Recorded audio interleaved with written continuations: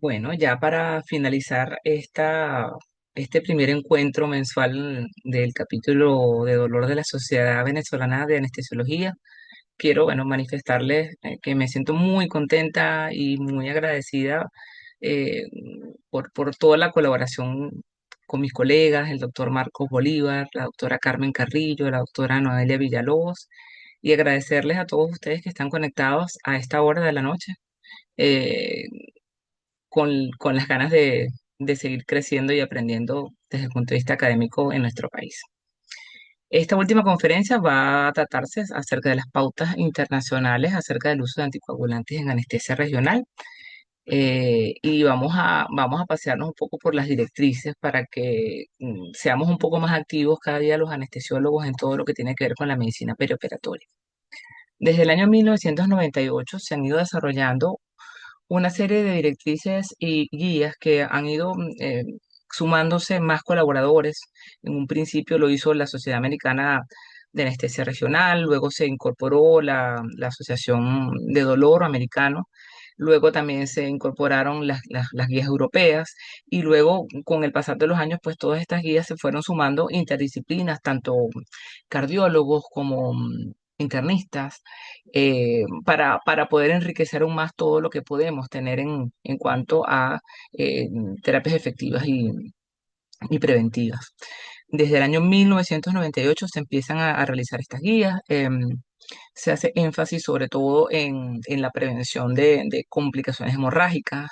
Luego, en el año 2003 se incorporan todos los procedimientos de anestesia regional y las precauciones que tenemos que tener. Luego, en el año 2003 se incorpora también no solamente los procedimientos de anestesia regional, sino también la tromboprofilaxis en pacientes obstétricas y procedimientos de control de dolor crónico. Y luego con la quinta edición, que es la edición más nueva que tenemos, se incorporan algunos conceptos nuevos, que son las altas y bajas dosis de todos los medicamentos que se utilizan tanto para prevención de tromboembolismo como anticoagulantes. Y esto lo que trata de buscar es que se haga una medicina un poco más individualizada y entender que hay pacientes que puede ser que pareciera que tienen unas altas dosis, pero ajustados a las diferentes comorbilidades, incluso talla y peso, pues resulta que son las dosis profilácticas que manejábamos en el pasado. Y va a importar mucho todo lo que tiene que ver con la parte de la farmacología y la farmacocinética de cada uno de los medicamentos que utilizamos. Afortunadamente, las complicaciones hemorrágicas asociadas a anestesia regional son extremadamente raras. Pocas publicaciones novedosas, pero sin embargo podemos decir que uno o 33 pacientes de 100.000 pueden desarrollar un hematoma subdural epidural, independientemente de que hayamos tenido toda la precaución posible con nuestras técnicas de anestesia regional. Y hay algunas estadísticas que empiezan a surgir de manera interesante, ya orientadas un poco más a el género, que pareciera que las mujeres tenemos un poco más de riesgo de complicaciones de hematoma, y también el tipo de cirugía en donde se realiza, por ejemplo, anestesia neuroaxial para reemplazo articular de rodilla. Tienen una incidencia pareciera un poco mayor, de 1 en 1.000 o 1 en 10.000. Y esto hace que a pesar de que estas sean complicaciones raras, pues cuando ocurren son bastante severas y peligrosas, y debemos trabajar en pro de que esto no suceda. Ahora, todo esto se desarrolla alrededor de un hecho fundamental a nivel mundial, que es el tromboembolismo. El tromboembolismo, se ha llegado a entender que la estadística mundial dice que el 100% de los pacientes que están hospitalizados en una institución médica tienen al menos un factor de riesgo para desarrollar un tromboembolismo. E incluso hasta un 40% tienen tres o más factores de riesgo asociados al desarrollo de este tipo de complicaciones. Se han desarrollado diferentes escalas como para poder tener idea de si sumamos puntos en un mismo paciente, pues podemos tener mayor o menor riesgo, y poder también tener como un parámetro para poder realizar una estandarización o una indicación franca, formal, de lo que debe ser la terapia antitrombótica.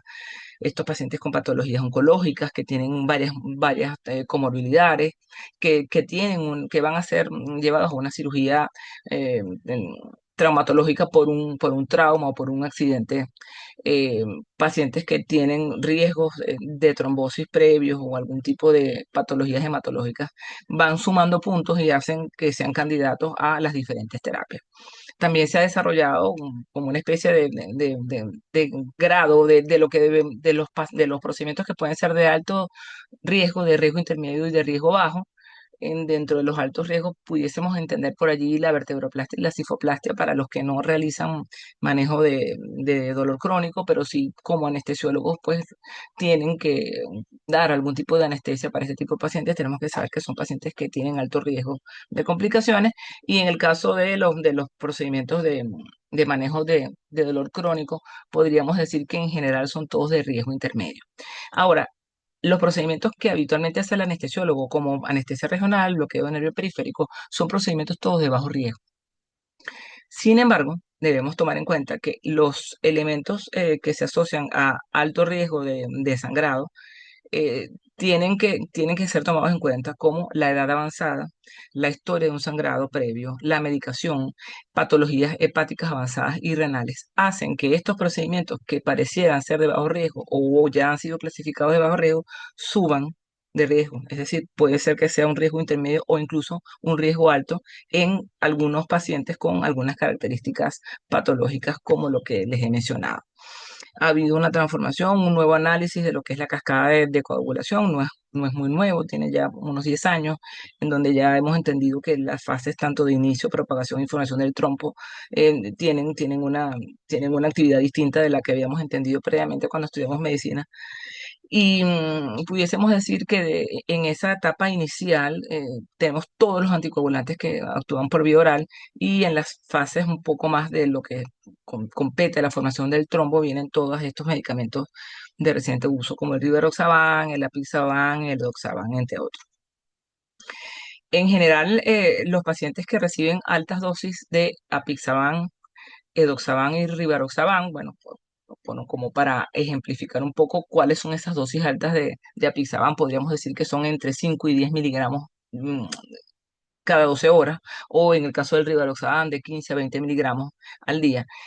Tenemos que tomar en cuenta que estos pacientes deben suspender la medicación mínimo 72 horas antes del procedimiento de la cirugía, y por ende si queremos hacer algún tipo de manipulación del eje neuroaxial.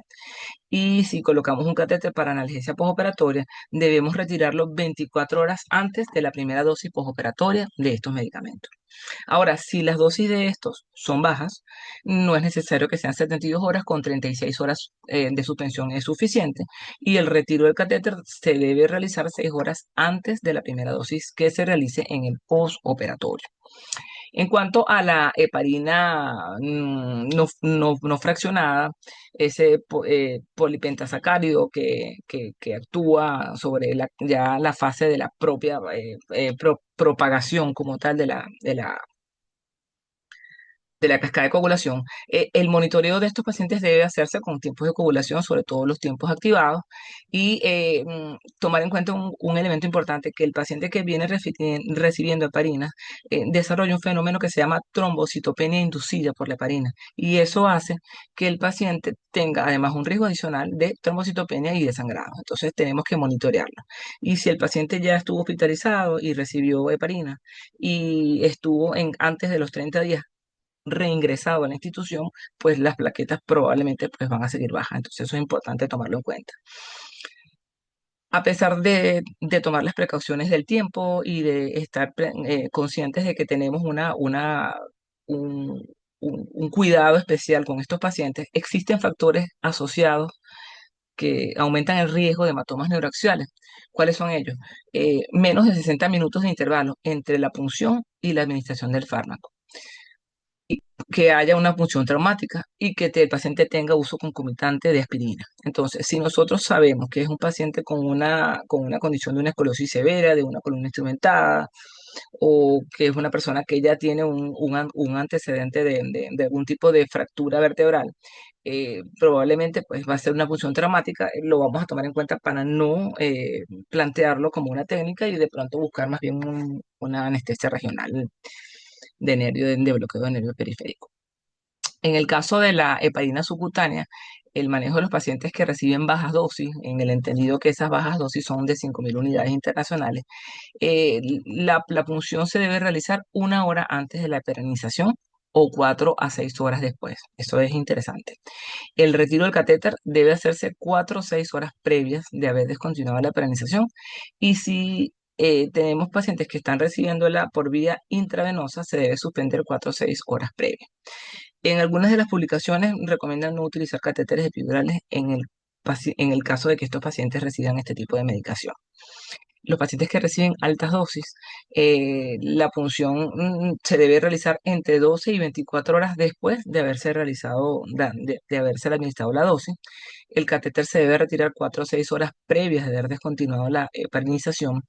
Y en el caso de la intravenosa, suspender 4 o 6 horas previas. Y de nuevo surge la recomendación de que en lo posible no coloquemos catéteres en el eje neuroaxial, ni siquiera tampoco catéteres a nivel de nervio periférico. En el caso de las heparinas de bajo peso molecular, eh, tomamos como bajas dosis 40 miligramos día, tomamos como altas dosis 1 miligramo por kilo. Debemos realizar en los que tienen bajas dosis llevarlo al acto quirúrgico y hacerle una punción 12 horas después. Y en el caso de los que sí reciben altas dosis, pues tenemos que esperar 24 horas para poder hacer algún tipo de punción, bien sea lumbar o bloqueo de nervio periférico. El retiro de los catéteres 4 horas antes de reiniciar la terapia en el caso de los que reciben bajas dosis, y en el caso del catéter epidural como tal que ya está instaurado, la primera dosis en el postoperatorio debe realizarse 12 horas después de haber colocado el catéter, y la segunda dosis un poco más allá, 24 horas. Y los pacientes que tienen altas dosis de parina pues deben retirarse el catéter 12 horas después. En el caso de los pacientes que toman antiagregantes plaquetarios, eh, realmente, pues las guías dicen claramente que no hay ningún tipo de contraindicación para realizar bloqueos de plexos, incluso los bloqueos profundos en aquellos pacientes que toman dosis profilácticas de aspirina de 81 miligramos o que han tomado antiinflamatorios no esteroideos por mucho tiempo. Sin embargo, recordar que algunos factores de riesgo pueden aumentar este efecto, así que pudiésemos considerar que de pronto se deberían omitir en algún paciente, por ejemplo, con insuficiencia hepática, que toma antidepresivos y que tiene una edad de 80 años. Entonces, hay sus excepciones, ¿no? El clopidogrel sí, por supuesto, se debe omitir 5 o 7 días antes y se debe reiniciar hasta 2 días después, habitualmente. Incluso en pacientes con algunos riesgos altos, 3 días sería un tiempo ideal. En el caso del ticagrelor, omitir 5 días antes y reiniciar 6 horas después del retiro del catéter. Y el cinostalol, omitir 2 días antes. Con respecto a la warfarina, ese inhibidor de la vitamina K, se debe tratar de omitir 5 días previos, y el punto o el examen de laboratorio crucial en estos casos va a ser el INR, que el punto va a ser 1,5. Es el parámetro para nosotros poder decir que si el paciente tiene este nivel de INR, podemos retirar el catéter de manera segura.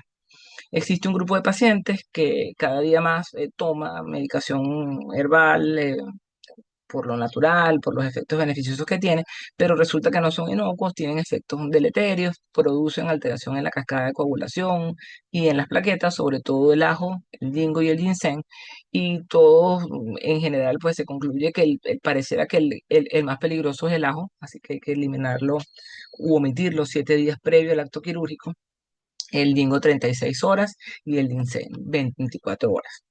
Quise compartir con ustedes esta lista de verificación que extraje de una de las publicaciones del 2003 de la Regional Anesthesia, en donde el doctor Saber Naruz, que es uno de los médicos, digamos, como más sobresalientes en esto del mundo del dolor, dice que él tiene su lista de verificación personal, y que independientemente de lo que diga el cardiólogo y todas las directrices, pues él lo hace de manera rutinaria para que no se escape ningún detalle.